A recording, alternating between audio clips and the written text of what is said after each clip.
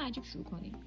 سبک گوتیک بیشتر توی شهرهای شمال فرانسه توی اواسط قرن 12 شروع شد و تقریبا تا قرن 16 هم ادامه پیدا کرد. اما جالب اینه که بدونید آرتیست‌های فرانسوی که این سازه ها رو می‌ساختن بهش نمیگفتن سبک گوتیک، با افتخار بهش میگفتن سبک فرانسوی ها، کار فرانسوی ها. اسم گوتیک داستانش فرق داره. این اسم واقعیتش توی دوره رنسانس، یعنی قرن‌ها بعد توسط یه سری متفکر و هنرمند ایتالیایی مثل جورجو وازاری انتخاب شد. وازاری این اسم رو به عنوان یک برچسب تحقیرآمیز به کار برد. حالا چرا؟ چون ایتالیایی‌های رنسانس عاشق امپراتوری روم و یونان باستان بودن، عاشق اون سبک کلاسیک بودن و فکر می‌کردن این قوم وحشی گوت‌ها بوده که معماری روم و یونان و اون آثار خفنشون رو خراب کرده. به همین دلیل وقتی میگفتن گوتیک منظورشون یه چیز تو مایه‌های وحشی و بی‌فرهنگ بود. اسمی که الان کلی ازش با احترام و تحسین یاد میشه، ریشه‌ش رو یک توهینه.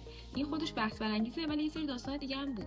مثلا یک معمار معروف انگلیسی به اسم کریستوفر رن میگفت که یه سری جزئیات مثل طاق‌های نوک‌تیز و اینها توی سبک گوتیک از معماری اسلامی اومده. برای همین اون که بهش میگفت معماری مسلمانا. این نظریه‌ها تو نوع خودشون بحث برانگیزن و نشون میدن که ریشه‌های گوتیک خیلی پیچیده‌تر از این حرفاست و احتمالاً از سبک‌های دیگه‌ای مثل رمانس، بیزانس و حتی شاید سبک ارمنی هم ایده گرفته.